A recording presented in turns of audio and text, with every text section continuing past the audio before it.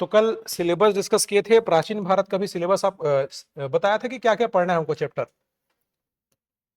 आज कुछ स्रोतों के बारे में देखते हैं। चैप्टर स्टार्ट करने से पहले कुछ चीजों के बारे में देखते हैं जहां से प्रश्न आपको सीधे सीधे आते हैं।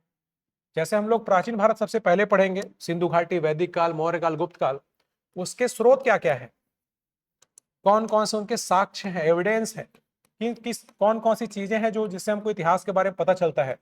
प्राचीन भारत, प्राचीन भारत के या प्राचीन भारतीय इतिहास के स्रोत आप बोल सकते हो।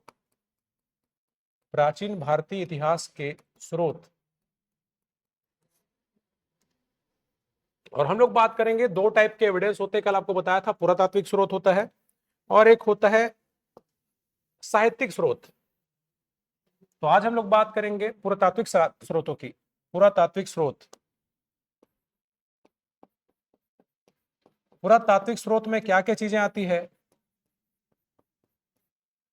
जैसे सिक्के हो गए, मुहर हो गए, अभिलेख हो गए, किसी हमारे उपयोग की वस्तुएं हो गए, इनको बोलते हैं पुरातात्विक स्रोत आपका। और जब कोई पुस्तक मिलता है जिसमें कुछ लिखा गया, इसको बोलते हैं साहित्यिक स्रोत आपका। ठीक, लिटरेचर बोल देते हैं उसको, और इनको बोलते हैं आपका आर्कियोलॉजिकल एविडेंस बोल देते हैं इसमें। तो पुरातात्विक स्रोतों में हमको क्या क्या आता है, सिक्के। सिक्कों से बहुत कुछ पता चलता है हमको। किसी राजा का सिक्का मिला, उसमें उसके नाम लिखा होता है, उसके समय की जानकारी मिलती है, उसमें हमको मिलता है कि वो किस देवता को मानता था, ये भी पता चल जाता है कई बार। ठीक, उसके क्वालिटी को देख के भी आप उसके इकोनॉमी के बारे में बता सकते हो, सिक्के में कितना प्योर है आपका। ठीक, जैसे क्वेश्चन आपको कई बार आया हुआ है कि भारत में सबसे शुद्ध सोने के सिक्के किसने चलाए थे करके। ठीक, ऐसे प्रश्न भी आपको बनते हैं। और हम लोग बात करेंगे अभिलेख, इंस्क्रिप्शंस की। अभिलेख जैसे अशोक, अशोक के बारे में हम लोग जो भी पढ़ते हैं भारत के इतिहास में, वो सब कुछ लिखा गया है अभिलेखों से।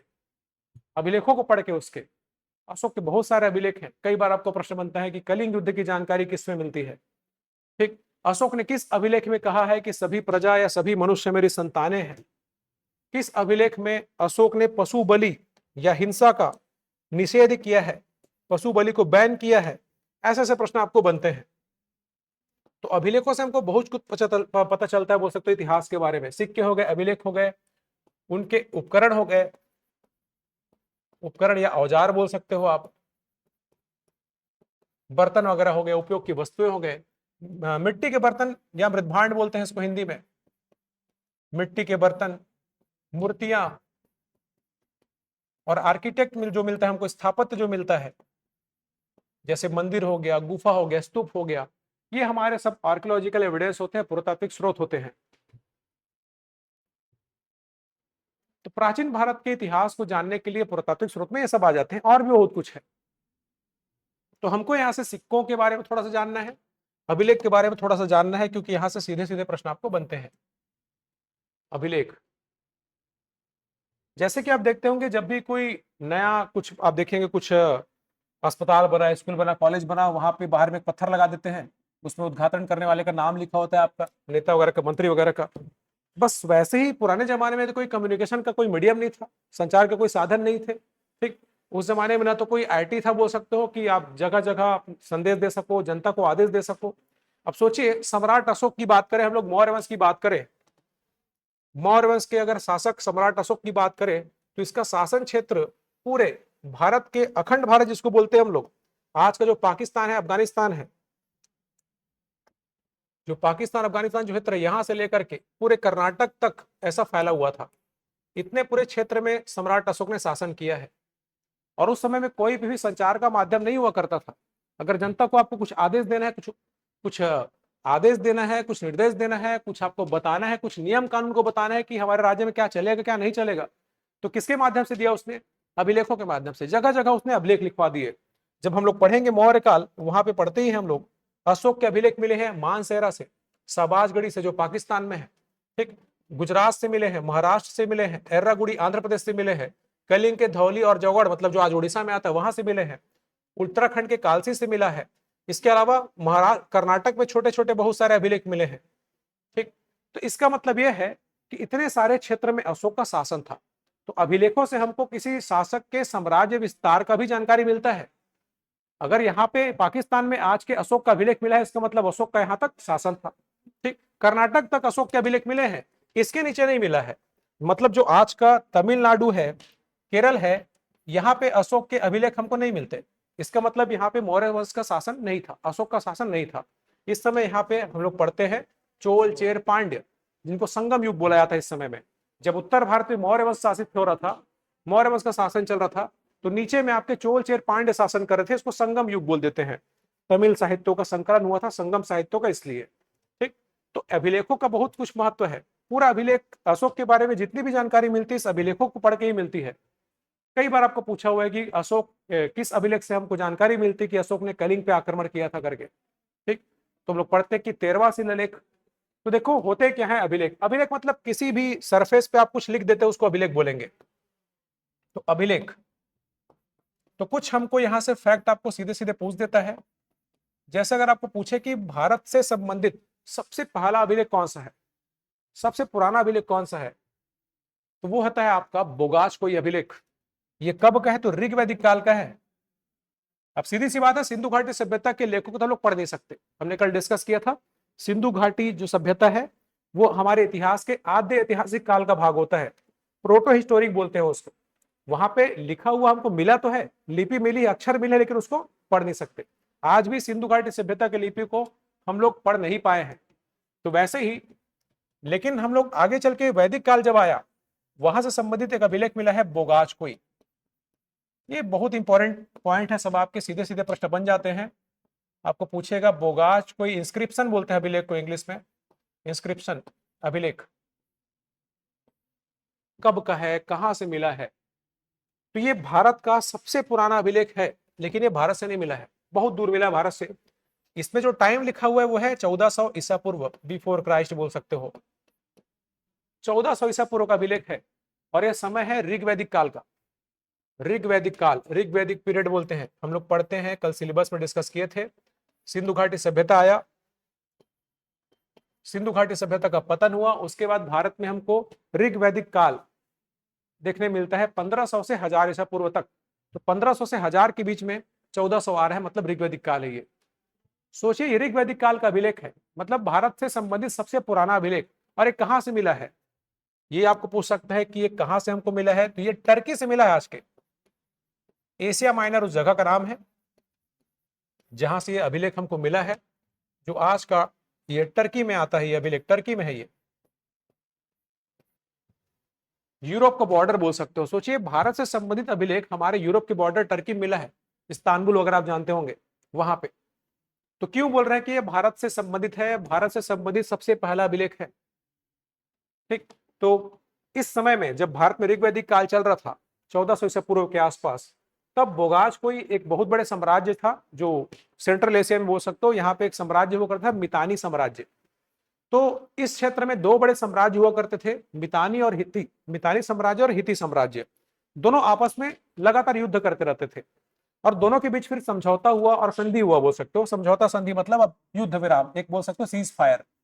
तो संधि में उन्होंने भारत के 4 वैदिक देवताओं को अपना साक्षी माना है, मतलब कसम खाया है कि इन देवताओं को हम लोग साक्षी मानते हैं और आज के बाद युद्ध वगैरह नहीं करेंगे। और कौन कौन से देवता हैं, तो हमारे वैदिक काल के देवता इंद्र, वरुण, मित्र और नासत्य। अब सोचिए, हमारे देवताओं का अभिलेख मिल रहा है कहां से, अभी के टर्की से। ठीक, तो ये बहुत कुछ थ्योरी को बोल सकते हो बताता है। इसके आप आज तक तो हम लोग मतलब नहीं लगा पाए हैं कि इस अभिलेख वहां मिलना क्या बताता है। जब हम लोग वैदिक काल पढ़ते हैं, वहां पे हम लोग बोलते हैं कि वैदिक काल के लोगों को कहा जाता है आर्य, और हम लोग सबसे पहले यही पढ़ते हैं कि आर्य कौन थे, कहां से आए थे। ठीक, तो इसके बारे में अलग अलग इतिहासकारों ने अलग अलग तर्क दिया है। जैसे हम लोग पढ़ते हैं कि मैक्स मुलर ने बोला है कि आर्य मध्य एशिया से आए थे, सेंट्रल एशिया से, आज का जो ईरान है जिसको फारस बोला गया। ठीक, उसके पहले वो पारसिक प्रदेश कहा जाता था, वहां से आया बोला है। क्यों बोला, इस अभिलेख के कारण वहां से मिला, मतलब कुछ ना कुछ तो लिंक होगा आर्यों का और इसका। बहुत सारे इतिहासकार मानते हैं कि आर्य मध्य एशिया से आए थे। ठीक, उनके कुछ कुछ देवी देवताओं के नाम भी हमारे देवी देवताओं जैसे मिलते हैं। जैसे वरुण को ऋग्वेद में अहुर कहा गया है, अहुर माजदा। ठीक, अहुर कहा गया है। और वैसे ही प्राचीन मध्य एशिया में भी अहुर माजदा करके देवता हुआ करते थे, जैसे कि वरुण को अहुर बोला गया है। तो कई सारे ऐसी घटनाएं जिससे उन्होंने लिंक किया कि कुछ ना कुछ तो संबंध होगा मध्य एशिया का और भारत का, हो सकता है ये वहीं से आए हो। तो इसके कई मायने हो सकते हैं। ठीक, या तो ऐसा हो सकता है कि आर्यों का विस्तार वहां तक हो, ऐसा भी तो हो सकता है। ठीक, तो अभी तक हम लोग पता नहीं लगा पाए कि एक्चुअल में इस घटना के पीछे रीजन क्या है कि भारत के देवताओं का उल्लेख इसमें मिल रहा है। तो याद रखिएगा, वैदिक काल में हम लोग पढ़ते हैं भारत के बारे में। जब भी वैदिक काल के बारे में अगर आपको प्रश्न आए, वैदिक काल से संबंधित केवल एक ही अभिलेख है, बोगाजकोई। पूरे ऋग्वैदिक काल, उत्तर वैदिक काल, मतलब पूरे वैदिक काल से संबंधित अगर आपको प्रश्न बनता है अभिलेख का, यही अभिलेख रहेगा, वो बोगाजकोई अभिलेख। ठीक, तो बोगाजकोई अभिलेख 1400 ईसा पूर्व का है, इसमें डेट लिखा हुआ है। ये टर्की से मिला, एशिया माइनर से। इसमें कौन कौन से देवताओं का उल्लेख है? अभी यूपीएससी तक में इस टाइप के क्वेश्चन बने हुए कई बार कि बोगाजकोई अभिलेख में किस देवता का नाम नहीं मिलता। तो इसमें हमको चार वैदिक काल के देवताओं का उल्लेख है।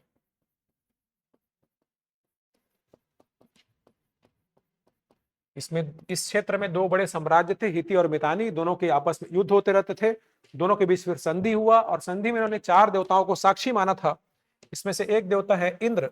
हम लोग पढ़ते हैं ऋग्वैदिक काल में सबसे प्रमुख देवता हुआ करते थे इंद्र। ठीक, सीधे सीधे प्रश्न आपको बना है, ऋग्वैदिक काल में सबसे प्रमुख देवता कौन है? तो इंद्र। और उत्तर वैदिक काल में इंद्र के अलावा फिर बन जाते हैं आपके प्रजापति, जिनको ब्रह्मा मानते हैं।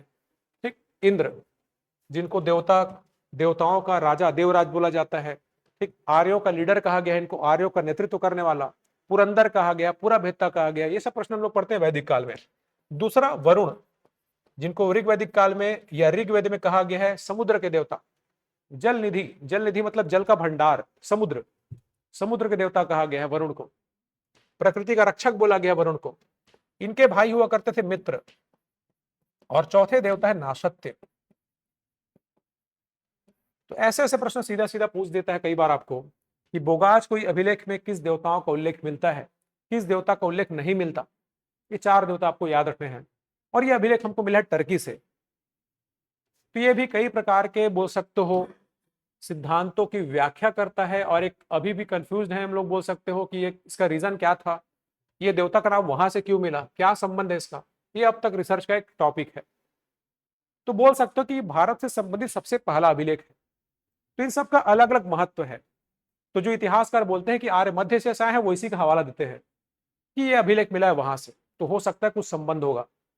ठीक, कुछ देवताओं के नाम में हम लोग सिमिलरिटी देखते हैं कि वहां पे भी अहुर माजदा करके एक देवता है, यहाँ वरुण को अहुर लिखा गया है ऋग्वेद में। ठीक, तो ऐसे। लेकिन अगर आपको बात, ये तो मिला, चलो बाहर से मिला है, ये भारत का सबसे पुराना अभिलेख तो है, लेकिन भारत में नहीं मिला है, टर्की से मिला है। अगर प्रश्न बने कि भारत में सबसे पुराने या सबसे पहले अभिलेख किसके मिलते हैं, तो वो है अशोक। क्वेश्चन आपको बनेगा कि भारत में अभिलेख जारी करने वाला पहला शासक कौन है? अशोक है, सम्राट अशोक। भारत में अभिलेखों के माध्यम से शासन करने वाला, अभिलेखों के माध्यम से जनता को संबोधित करने वाला, आदेश देने वाला, अपने अधिकारियों को आदेश देने वाला, तो अशोक ही है। ठीक, तो आपको बताया था उसने जगह जगह से बहुत सारे अभिलेख लिखवाए हैं। ठीक, क्योंकि वो पाटलिपुत्र में रहते थे आपके मौर्य शासक, पटना में आज के। ठीक, वो इतने बड़े देश में कहां कहां अपनी सूचना को पहुंचा पाएंगे। हालांकि प्रशासनिक इकाई थी, राज्य थे, वहां गवर्नर होते थे, जिला में कलेक्टर जैसा स्थानिक अधिकारी हुआ करता था, गांव गांव में अधिकारी होते थे। लेकिन राजा के आदेश, जैसे आजकल हमारे संविधान होते हैं, एक आदेश की कॉपी होती है, वैसे उस समय बोल सकते हो अशोक के अभिलेख थे। ठीक, तो उसको लोग फॉलो करते थे, उसको मानते थे। तो अशोक कहीं भी जनता के बोल सकते हो अभिलेखों के माध्यम से जनता को आदेश देने के लिए इसने अभिलेखों का प्रयोग किया। तो ये पॉइंट आपको याद रखना है कि अशोक भारत का पहला शासक था जो जिसने अभिलेखों के माध्यम से, ये पढ़ेंगे हम लोग आगे चल के, जब मौर्य काल पढ़ेंगे वहां अशोक के अभिलेखों के बारे में पढ़ेंगे, अशोक के अभिलेख। तो आपको याद रखना है कि अशोक भारत का पहला शासक था। अशोक अभिलेख जारी करने वाला या अभिलेखों के माध्यम से जनता को संबोधित करने वाला भारत का पहला शासक है। तो भारत में जो सबसे पुराने अभिलेख मिलते हैं वो अशोक के ही मिलते हैं, ये तो आपको बाहर से मिला है। तो क्वेश्चन में जब भी आपको वैदिक काल की बात करे, आर्यों की बात करे, मतलब बोगाजकोई की बात हो रही है। ठीक, कई बार ऐसे आर्यों वैदिक काल ऐसे प्रश्न करके पूछेगा, और कोई अभिलेख ही नहीं है वैदिक काल से संबंधित, एकमात्र बोगाजकोई है। ठीक, तो एक क्वेश्चन आपको बन सकता है अशोक के बारे में, ये तो पूरा चैप्टर ही पढ़ेंगे, पूरा 2 दिन लगता है अशोक के अभिलेख को पढ़ने में, समझने में, जब मौर्य काल पढ़ेंगे वहां पे। लेकिन अगर आपको पूछे कि अशोक को प्रेरणा कहां से मिली थी, अशोक किससे इंस्पायर्ड हुआ था अभिलेख लिखने के लिए, तो पुराने समय की बात करें, ये जो हमने भारत का मैप बनाया था जिसको अखंड भारत बोलते हैं मौर्य काल में। ठीक, भारत में विदेशियों के आने का केवल एक ही रास्ता था, ये वाला। जितने भी विदेशी आक्रमणकारी आते थे इसी रास्ते से आते थे। ठीक, कब तक? 1498 तक, जब तक वास्को डी गामा पानी से नहीं आया, जल मार्ग से नहीं आया आपका, तब तक भारत आने का एकमात्र रास्ता हुआ करता था हमारा नॉर्थ ईस्ट, नॉर्थ वेस्ट आपका, जो आज का पाकिस्तान अफगानिस्तान है। वहां से हिंद कुश पर्वत को, खैबर दर्रा को पार करके लोग विदेशी आक्रमणकारी आते थे। भारत में सबसे पहला आक्रमण, सबसे पहला विदेशी आक्रमण किसने किया था? तो ईरानियों ने किया था। ईरान के एक वंश हुआ करते थे हखामनी वंश। हखामनी वंश का शासक था डेरियस प्रथम। ये भारत का पहला विदेशी आक्रमणकारी माना जाता है। और इसने आक्रमण कब किया था? तो महाजनपद काल के समय में, मतलब 6वीं शताब्दी ईसा पूर्व, मतलब मौर्य काल के भी 300 साल पहले, बहुत पहले बोल सकते हो। तो पहले यहाँ पे ईरानियों ने आक्रमण किया और डेरियस प्रथम, या जिसको दारा प्रथम बोला गया है, उसने आक्रमण किया और इस क्षेत्र पे कब्जा कर लिया।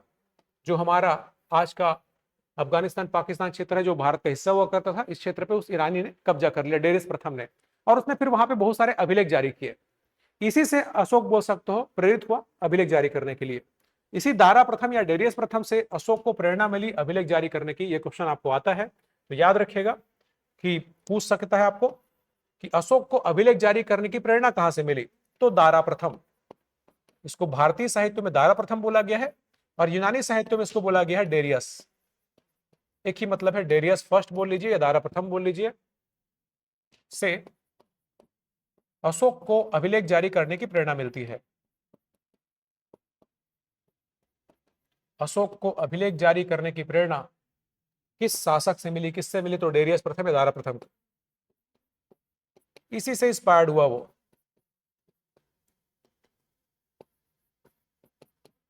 तो यही सब जो फैक्ट है, अगर पूछा तो ये सब पूछ सकता है डायरेक्टली आपको। बाकी पूरा चैप्टर ही अशोक का अभिलेख मौर्य काल में। तो अभिलेख मतलब किसी भी चीज में आप लिखवा सकते हो, ऐसा नहीं कि आप केवल बोल सकते हो पत्थरों में ही लिखवाएंगे। अशोक के अभिलेख तो 3 प्रकार के होते हैं। अशोक ने 3 प्रकार के अभिलेख जारी किए थे, वो पूरे चैप्टर में हम लोग पढ़ेंगे। आप याद रखिएगा, अशोक के अभिलेख 3 प्रकार के मिलते हैं। एक होता है शिलालेख।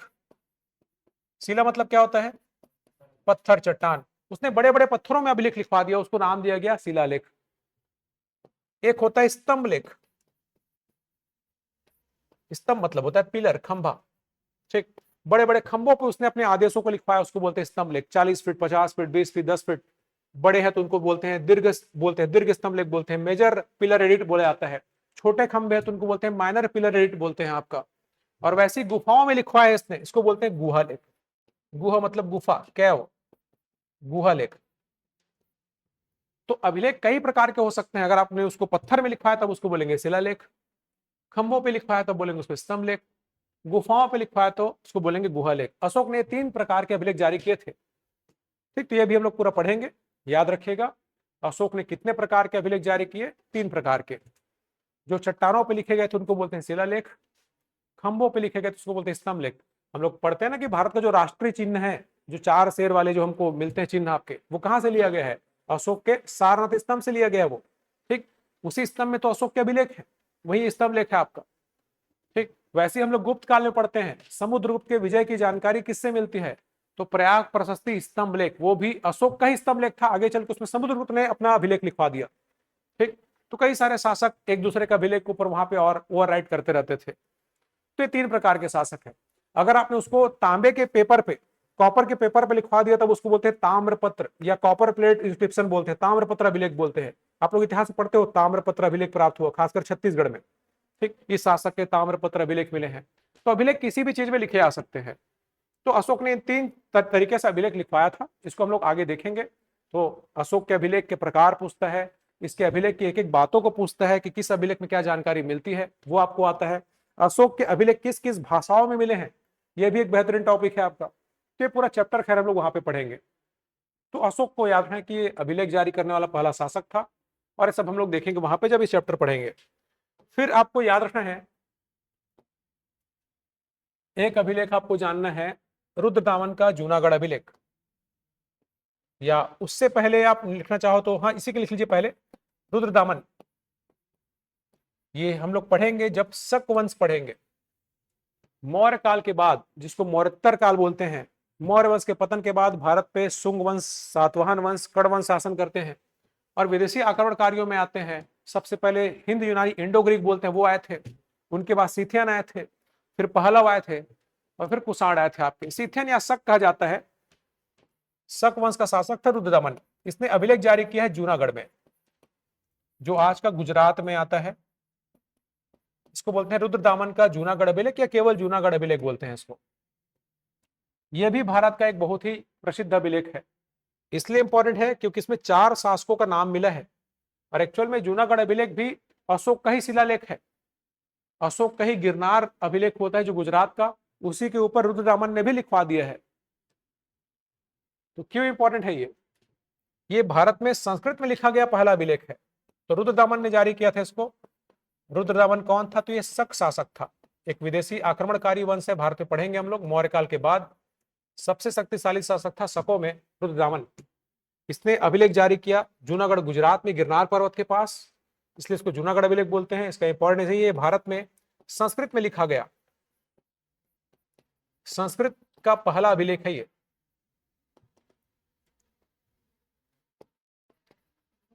तो ये भी एक प्रश्न सीधे सीधे आपको बन सकता है कि संस्कृत में लिखा गया भारत का प्रथम अभिलेख, तो रुद्रदामन का जूनागढ़ अभिलेख।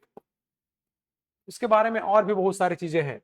इसका इतिहास में इंपॉर्टेंट इसलिए है आपका क्योंकि इसी अभिलेख से हमको पता चलता है कि इस क्षेत्र में एक झील बनवाया गया था चंद्रगुप्त मौर्य के द्वारा, जिसको बोलते हैं सुदर्शन झील। वो झील मतलब एक प्रकार का डैम था, सिंचाई के लिए बनवाया गया था। तो इस अभिलेख में हमको 4 शासकों का नाम मिलता है। एक प्रश्न आपको बनता है कि रुद्रदामन के जूनागढ़ अभिलेख में किस किस शासक का उल्लेख है, किस किस शासकों का नाम मिलता है। तो इसी अभिलेख में जूनागढ़ अभिलेख बताया ना आपको, अशोक का ही अभिलेख हुआ करता था, उसी के ऊपर रुद्रदामन ने भी लिखवा दिया। ठीक, जो गिरनार ये कहाँ पे मिला है तो आप इसको नोट कर सकते हो, ये गिरनार गुजरात में है। ये सब हम लोग फिर से पढ़ेंगे अलग अलग चैप्टर में। गिरनार गुजरात, गिरनार पर्वत, गिरनार क्षेत्र बोलते हैं। गिर लायन आप लोग सुने होंगे, बाल वाले जो शेर आते हैं गुजरात के। गिर एक गाय का भी ब्रीड है। ये सब गुजरात के क्षेत्र है। तो गिरनार क्षेत्र से मिला ही अशोक का ही अभिलेख हुआ करता था, एक शिलालेख हुआ करता था, बड़े से चट्टान में लिखा था। उसी में रुद्रदामन ने अपने अभिलेख जारी कर दिए, जिसको बोलते हैं जूनागढ़ अभिलेख। इस अभिलेख में रुद्रदामन ने बताया है कि इस क्षेत्र में काफी सूखा हुआ करता था, पानी की कमी थी। तो सिंचाई की व्यवस्था के लिए, जनता के लिए यहाँ पे एक बांध बनवाया गया जिसका नाम था सुदर्शन झील। और उसको बनवाने वाला कौन था? चंद्रगुप्त मौर्य, मौर्य वंश के सम्राट, संस्थापक। ठीक, तो इस जूनागढ़ अभिलेख से हमको पता चलता है कि इस क्षेत्र में सुदर्शन झील का निर्माण कराया था चंद्रगुप्त मौर्य ने, और आगे चल के फिर उनके पोते सम्राट अशोक ने इसमें बांध बनवा दिया, नहर बनवा दिया सिंचाई के लिए। ठीक, और फिर इसी अभिलेख में लिखा गया है कि आगे चल के रुद्रदामन के समय, शकों के समय में, रुद्रदामन के समय में ये बांध आपका टूट गया था, और इसने उसको क्या किया? फिर जीर्णोद्धार कराया उसका। ठीक, तो रुद्रदामन का नाम मिलता है इसमें, अशोक का नाम मिलता है, चंद्रगुप्त मौर्य का नाम मिलता है। और आगे हम लोग पढ़ते हैं गुप्त काल में भी एक शासक है स्कंदगुप्त, उसने भी इसका दोबारा से जीर्णोद्धार कराया था, उसके समय भी वो डैमेज हो गया था। तो 4 शासक इस सुदर्शन झील से संबंधित है, इस जूनागढ़ अभिलेख से संबंधित है। तो इसलिए भारत का इंपॉर्टेंस है। बाकी इसका यहाँ पे फिलहाल आपको याद रखना है कि ये संस्कृत में लिखा गया भारत का सबसे पहला अभिलेख है। बाकी तो हम लोग डिस्कस करेंगे जब गुप्त काल पढ़ेंगे, वहां पे इसको डिटेल में बताऊंगा आपको। आखिरी बार जो शासक इसमें मिलता है वो स्कंदगुप्त है। तो कुछ भारत के प्रसिद्ध अभिलेखों की बात कर रहे हैं हम लोग अभी। वैसे एक अभिलेख आपको पूछ सकता है, हाथी गुम्फा अभिलेख। सीधे सीधे आपको आ सकता है, हाथी गुम्फा अभिलेख किस शासक का है? क्योंकि ऐसे बहुत सारे अभिलेख हैं जिनको सीधे सीधे प्रश्न बन जाते हैं। आपको आगे पढ़ेंगे तो आपको और क्लियर होते जाएगा। तो अभिलेखों का अलग ही इंपॉर्टेंस है इतिहास में समझने के लिए कि किसी राजा का क्षेत्र कहां से कहां तक था, उस समय की भाषा क्या थी, जनता जिस भाषा को समझती थी उसी भाषा में तो लिखेंगे अभिलेख। जनता के लिए तो लिखवाया जा रहा है इसको। जैसे कि अशोक के अभिलेख हमको मिलते हैं प्राकृत भाषा में, उसके केवल 2-4 अपवादों को छोड़कर सभी अभिलेख मिलते हैं प्राकृत भाषा में। ठीक, अब भाषाओं का विकास जब पढ़ते हो हिंदी में, वहां पे पढ़ते हैं ना संस्कृत, संस्कृत से बना फिर पाली, पाली से आया फिर प्राकृत, प्राकृत से अपभ्रंश, फिर आगे चल के हिंदी वगैरह, फिर उनकी बोलियों का विकास हुआ। ठीक, तो क्वेश्चन कई बार बना है कि खरोष्ठी लिपि में लिखा गया अभिलेख कहां से मिला है अशोक का। द्विभाषी लिपि जिसमें ग्रीक और अरामाइक भाषा का उपयोग हुआ, ये कहां से मिला है। अशोक के अधिकांश अभिलेख किस भाषा में लिखे गए हैं, तो ये सब डिटेल में पढ़ेंगे वहां पे। तो काफी इंपॉर्टेंट टॉपिक है, सब भाषा को भी पूछता है जब अशोक के पढ़ेंगे वहां पे। तो ये भी हमको बताता है कि उस समय जनता किस भाषा का उपयोग करती थी। टैक्स के बारे में पता चलता है उस समय। जैसे अशोक का एक अभिलेख है रुम्मिनदई अभिलेख, उस अभिलेख में लिखा गया कि अशोक ने अपने राज्याभिषेक के 20वें साल में लुम्बिनी की यात्रा की थी। लुम्बिनी को उस समय रुम्मिनदई बोला गया है। लुम्बिनी मतलब जहां गौतम बुद्ध का जन्म हुआ था। तो अशोक, सम्राट अशोक क्या था, बौद्ध बन गया था बाद में, कलिंग युद्ध के बाद। तो जहां जहां पे गौतम बुद्ध से संबंधित जो बड़े बड़े पवित्र स्थल थे उसने वहां की यात्रा की थी। तो उस रुम्मिनदई अभिलेख में लिखा हुआ है कि अशोक राज्याभिषेक के 20वें साल में लुम्बिनी की यात्रा किया था और वहां पे वहां का टैक्स कम कर दिया था। उस अभिलेख में लिखा है कि रुम्मिनदई या लुम्बिनी पहुंचकर अशोक ने जनता के लिए वहां को थोड़ा छूट देने के लिए टैक्स को 1/6 से कम करके 1/8 कर दिया था। 1/6 हुआ करता था टैक्स पहले। तो हमको पता चला ना कि मौर्य काल में टैक्स कितना था, 1/6। तो यही सब इंपॉर्टेंस है अभिलेख का। ठीक। और चाणक्य के अर्थशास्त्र में भी लिखा हुआ है कि राजा को उपज का 6वां भाग लेना चाहिए कर के रूप में, टैक्स के रूप में। तो अभिलेखों से देखो हमको टैक्स भी पता चल रहा है, ये भी पता चल रहा है कि अशोक वहां गया था, इस प्रकार का एक कर हुआ करता था 1/6। ठीक। करों का भी पूरा अपना एक अलग इतिहास है भारत में। ठीक। हम लोग जब पढ़ते हैं सिंधु घाटी सभ्यता के बारे में तो हमको कुछ पता ही नहीं चलता कि टैक्स वगैरह कुछ हुआ करता था कि नहीं हुआ करता था। वहां पे तो पूरा बार्टर सिस्टम चलता था, वस्तु विनिमय प्रणाली चलती थी, कोई सिक्के वगैरह नहीं थे। ठीक। मुद्रा नहीं थी, कोई सामान के बदले सामान खरीदते थे लोग। लेकिन जब हम लोग ऋग्वैदिक काल पढ़ते हैं, जब पहली बार हमको पता चलता है कि कोई राजा होता था, जनता से कर लेता था। लेकिन ऋग्वैदिक काल में भी कोई टैक्स सिस्टम नहीं था। जितना इच्छा है जनता की उतना राजा को देती थी स्वेच्छा से। ऋग्वेद में कहीं पे भी हमको टैक्स के बारे में, कर के बारे में उल्लेख नहीं मिलता। ऋग्वैदिक काल में कोई टैक्स नहीं था। फिर जब उत्तर वैदिक काल आता है, उत्तर वैदिक काल में पहली बार हमको मिलता है 2 अधिकारियों का नाम। एक का नाम था संग्राहिता, संग्रहित्री बोलते हैं या संग्राहिता बोलते हैं, और एक का नाम था भागदूध, जो टैक्स कलेक्ट करने का काम करते थे। इसका मतलब यह है कि वहां पर टैक्स वसूलना चालू हो गया था, तभी तो अधिकारी बने हैं। ठीक। कर वसूलने के लिए अधिकारी मिल रहे हैं उत्तर वैदिक काल में, भागदूत और संग्रहित्री नाम के। मौर्य काल में हम देख रहे हैं कि 1/6 हुआ करता था, मतलब जितना आप प्रोडक्शन करोगे उसका 1/6वां भाग, 6वां भाग आपको टैक्स रूप में राजा को देना है। ठीक। तो ये आगे चल के गुप्त काल भी देखेंगे, गुप्त काल में भी सेम हुआ करता था 1/6। लेकिन टैक्स तब बिगड़ता है जब आते हैं आपके मुस्लिम आक्रमणकारी। दिल्ली सल्तनत में हम लोग देखते हैं वहां पे सीधा सीधा टैक्स तो 1/3 1/3 हुआ करता था अधिकांश लोगों का, और समय समय पे उसको तो बहुत ज्यादा बढ़ाया गया है। अलाउद्दीन खिलजी, जिसमें पूरे भारत को जीतने निकलता है, जो उसने टैक्स को तो पूरा हाफ लिया था, 1/2 कर लिया है उसने, अलाउद्दीन खिलजी ने। ठीक। मुगल भी आते हैं, मुगल में शाहजहां जिसने ताजमहल बनवाया वो भी आपका 1/2 पूरा आधा टैक्स लेता था। उत्पादन का पूरा आधा आपको देना है, सम्राट को, बादशाह को देना है। ठीक। और उससे भी क्रूर बोल सकते हैं औरंगजेब, औरंगजेब ने तो 2/3 आपका 2/3 टैक्स लिया है, मतलब बचेगा क्या आदमी के पास। तो ऐसे ऐसे शासक हुए। तो टैक्स का भी एक अपना हिस्ट्री है। तो इस समय में हमको जानकारी केवल कहां से मिलती थी, अभिलेखों से, और कुछ सोर्स नहीं है हमारे पास। साहित्य है लेकिन साहित्य में बहुत कम आपका जो जानकारी मिलती है। तो हमको अशोक के अभिलेख से ही पता चला था कि मौर्य काल में 1/6 कर हुआ करता था। गुप्त काल में तो बहुत सारे साहित्य आ जाएंगे, वहां से पता चलता है हमको। तो यही सब इंपॉर्टेंस है इन अभिलेख का, हमको बहुत कुछ पता चलता है इन अभिलेखों से। तो हाथी गुम्फा अभिलेख आपको याद रखना है, ये किस शासक का है। तो इसको जारी किया था कलिंग के एक शक्तिशाली शासक ने, जिसका नाम है खारवेल। आप इतना ही याद रखें, खारवेल नाम का शासक था, ये कलिंग का शासक था। कलिंग मतलब आज का ओडिशा। ये 1ली शताब्दी ईसा पूर्व इस समय की घटना है, जब मौर्य वंश का पतन हो चुका था। शुंग व सातवाहन और मेघवाहन वंश शासन कर रहे थे कलिंग क्षेत्र में। उसी कलिंग क्षेत्र में शासक था, राजा था बहुत शक्तिशाली खारवेल। ये जैन धर्म को मानता था, ये भी आपको सीधे सीधे पूछ सकता है। तो याद रखना है कि खारवेल ये जैन धर्म को मानता था, जैन था एक प्रकार का। इसमें भी बहुत सारे राजाओं के बारे में लिखा हुआ है। अशोक के आक्रमण के बारे में भी चर्चा की गई है, मौर्य शासकों के बारे में चर्चा की गई है, भारत के अलग अलग घटनाओं के बारे में इसमें मिलता है हमको। आप अगर भुवनेश्वर गए होंगे तो वहां उदयगिरी की पहाड़ी, खंडगिरी, ये सब है आपको। ठीक उसी क्षेत्र से मिला है ये अभिलेख, हाथी गुम्फा। तो कलिंग के शासक खारवेल ने जारी किया था।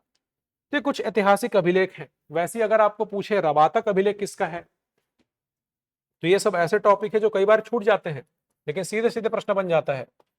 रबातक अभिलेख ये भी बहुत ही अच्छे लेवल का प्रश्न है, आपको सीधे पूछेगा किस शासक का है। तो ये है कनिष्क का, ये कुषाण वंश का शासक है। हम लोग पढ़ते हैं मौर्योत्तर काल में मौर्य वंश के पतन के बाद विदेशी आक्रमणकारी आने लगे भारत में, हिंदू नानी आए, शक आए, जिसमें रुद्रदामन था शक में। वैसे कुषाण सबसे शक्तिशाली शासक था, कुषाण वंश का कनिष्क। ये भी बौद्ध धर्म को मानता था। हम लोग जब बौद्ध धर्म पढ़ते हैं वहां पे हम लोग पढ़ते हैं कि 4 बौद्ध परिषद हुए थे, बौद्ध संगीतियां हुई थी। उसमें से सबसे जो आखिरी बौद्ध संगति था, चौथी बौद्ध संगति, उसको कनिष्क करवाया था। इसका मतलब ये बौद्ध धर्म को मानता था। बड़े बड़े बौद्ध विद्वान रहते थे इसके दरबार में। चरक जैसे आयुर्वेद के ज्ञाता रहते थे, जिसने चरक संहिता लिखा है। ठीक, तो कनिष्क एक बहुत ही शक्तिशाली शासक था भारत का, जो कुषाण वंश का शासक था। इसका अभिलेख है रबातक का, ये अफगानिस्तान से मिला है। तो इससे हमको पता चलता है कि उसका क्षेत्र काफी अफगानिस्तान तक तो फैला ही हुआ था करके। तो ये कुछ ऐसे फैक्ट है। बाकी तो हम लोग बहुत कुछ पढ़ेंगे, नासिक अभिलेख पढ़ेंगे, नाना घाट अभिलेख पढ़ेंगे। एक इंपॉर्टेंट अभिलेख हम लोग को कई बार पूछा हुआ है, प्रयाग प्रशस्ति। प्रयाग प्रशस्ति स्तंभ लेख,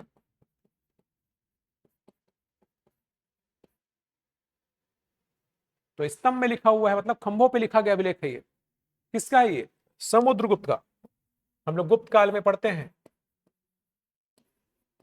समुद्रगुप्त गुप्त वंश का सबसे शक्तिशाली शासक, जिसको भारत का नेपोलियन कहा जाता है। विंसेंट स्मिथ जो इतिहासकार है, उसने समुद्रगुप्त को भारत का नेपोलियन कहा है। समुद्रगुप्त ने पूरे भारत के अलग अलग क्षेत्रों पर आक्रमण करके पूरे भारत के बहुत सारे राजाओं को इसने हराया था। आप छत्तीसगढ़ के इतिहास में भी पढ़ते हो कि छत्तीसगढ़ के 2 राजाओं को समुद्रगुप्त ने हराया था। ये सब जानकारी कहां से मिल रही है हमको? प्रयाग प्रशस्ति स्तंभ लेख से। ठीक, क्वेश्चन आपको बनता है समुद्रगुप्त के विजय अभियानों का वर्णन किससे मिलता है? तो प्रयाग प्रशस्ति स्तंभ लेख से। प्रयाग प्रशस्ति मतलब प्रशंसा में, तारीफ में लिखा गया। इसको लिखा था इसके कवि ने, हरिशरण ने।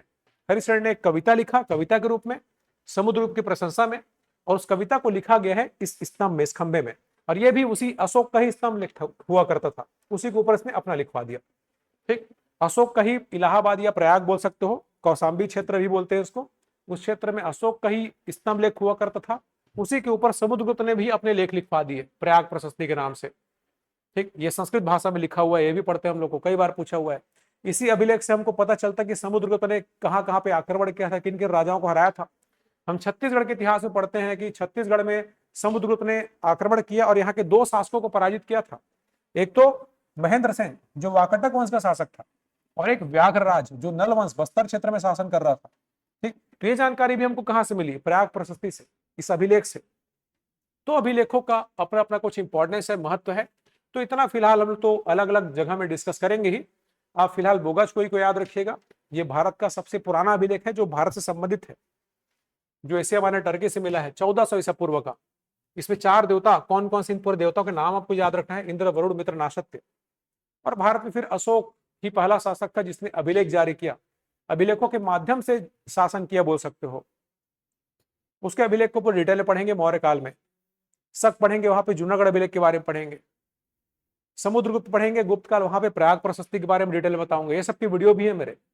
समुद्रगुप्त के विजय अभियान के बारे में बिलासपुर वाले यूट्यूब चैनल में आपको पूरा वीडियो डाला हुआ है। प्रभातक अफगानिस्तान से, हाँ अफगानिस्तान से मिला है कनिष्क का। कनिष्क विदेशी आक्रमणकारी वंश का था, कुषाण वंश। तो पहले ये उसी क्षेत्र से आक्रमण किए। जितने भी विदेशी हुआ करते थे यहीं से आते थे, पाकिस्तान अफगानिस्तान से एंटर करते थे भारत में। जो आज का पाकिस्तान अफगानिस्तान है, उस समय तो भारत का ही अंग था। जो दुनिया का सबसे प्राचीन विश्वविद्यालय कौन सा है? नालंदा से भी पुराना, तक्षशिला। ठीक, नालंदा तो गुप्त काल में आएगा, हम लोग पढ़ते हैं कुमार गुप्त के समय में बना था वो। लेकिन तक्षशिला मौर्य वंश से भी पहले का है। ठीक, मौर्य से भी पहले का, वो तो मगध साम्राज्य के समय का, महाजनपद काल के समय का माना जाता है। चाणक्य जैसे विद्वान वहां पढ़ाते थे, प्रोफेसर थे वहां के। तक्षशिला, ठीक, याद रखिएगा। वो कहाँ थे? आज के पाकिस्तान में आता है वो। ठीक, तो वो सब भारत का ही अंग हुआ करता था। यहीं पे तो सिकंदर और पोरस का युद्ध भी हुआ था। यूनानी जो आक्रमण किया था भारत को जीतने के लिए सिकंदर, और आगे चल के व्यास नदी से वापस लौट गया, पंजाब तक ही वो प्रवेश कर पाया था। उसके बाद उसकी सेना ने लड़ने से मना कर दिया। ठीक, अब वो भी विवाद है कि वो ऐसा किया था सिकंदर ने। अब इतिहासकार तो ये लिखे कि सिकंदर ने पोरस को हराया था। ठीक, लेकिन ये विवाद है। ठीक, क्योंकि उसी के बाद सेल्यूकस निकटर आया भारत, उसको चंद्रगुप्त मौर्य ने हरा दिया। ठीक, वो भी पढ़ते हैं हम लोग मौर्य काल में। तो अलग अलग स्रोतों में, साहित्यों में ये सब घटनाएं लिखी मिलती है। तो ध्यान देना है कि कुछ अभिलेख हैं, जैसे हम लोग पढ़ेंगे सातवाहन काल में नानाघाट अभिलेख। नानाघाट अभिलेख को जारी किया गया था सातकर्णी प्रथम की रानी के द्वारा, जिसको रानी नैनिका बोलते हैं। इससे हमको पता चलता है महिलाओं की स्थिति के बारे में। तो सबका कुछ ना कुछ अपना महत्व है। सीधे सीधे पूछ सकता है आपको, किस रानी ने या भारत की किस महिला शासिका ने भारत में अभिलेख जारी किया था सबसे पहले करके, तो नाम उनका रानी नागनिका बोलते हैं या नयनिका बोलते हैं।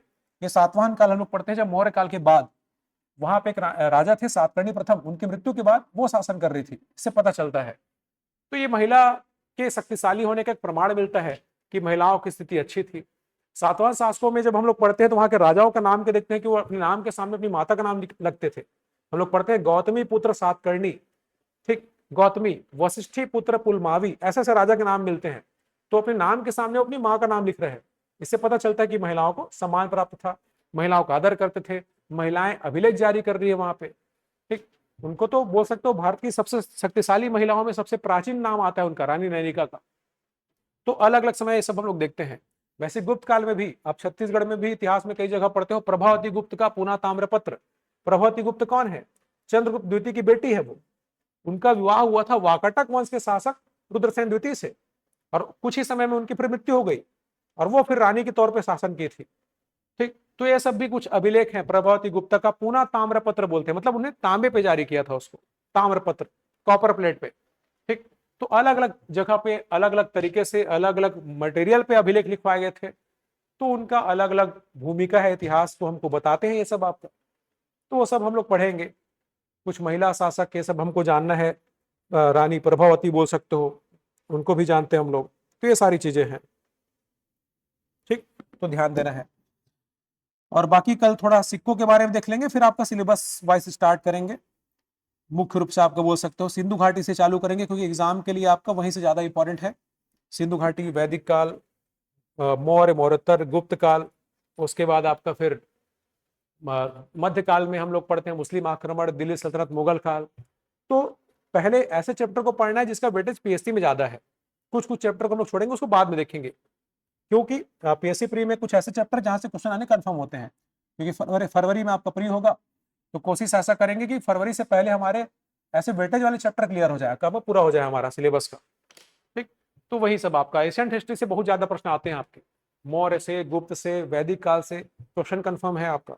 और हमेशा आप देखेंगे पीएससी प्री में अगर 10 प्रश्न है, अगर 8 प्रश्न 10 प्रश्न आते हैं इतिहास के, वहां पे 2 से 3 प्रश्न कई बार ऐसे होते हैं कि जैन और बौद्ध से आ जाता है, जैन धर्म और बौद्ध धर्म, क्योंकि वो टॉपिक आपका आर्ट कल्चर का है। दर्शन, कला, संस्कृति भी आपके सिलेबस में दिया रहता है इतिहास के अलावा। तो इतिहास के साथ साथ आपका आर्ट कल्चर वाला टॉपिक भी इसमें जुड़ जाता है, इसलिए इसका वेटेज बढ़ जाता है हिस्ट्री का। हमेशा बौद्ध जैन से आएंगे ही प्रश्न, दर्शन से आती हैं, वेदांत से, जो भारत के 6 दर्शन है, 6 दर्शन है, वहां से प्रश्न बनते हैं, वैदिक साहित्यों से प्रश्न बनते हैं, बौद्ध धर्म, जैन धर्म से प्रश्न बनते हैं, ठीक। तो आर्ट कल्चर ये सब कभी जुड़ जाता है। मूर्ति कला के बारे में भी आजकल प्रश्न पूछना चालू कर दिया है, स्थापत्य के बारे में, आर्किटेक्ट के बारे में प्रश्न पूछना चालू कर दिया है। तो ये सब भी हमको देखने मिल रहा है कि आर्ट कल्चर से भी आजकल हमेशा 2-3 प्रश्न दे रहा है वो, और उसमें सबसे ज्यादा वेटेज तो उसी का है, बौद्ध धर्म, जैन धर्म का, जिसको हम लोग फिलोसफी बोल देते हैं, जैन दर्शन, बौद्ध दर्शन बोल देते हैं इनको। तो वो भी आपका पढ़ेंगे इसमें, ठीक। तो चलिए आज इसमें कंटिन्यू नहीं करेंगे, कल इसको कंटिन्यू करेंगे। आपका सिंधु घाटी सभ्यता से चालू करेंगे, पहले कुछ सिक्कों का इतिहास देख लेंगे उसके बाद से, ठीक। ठीक है, थैंक यू।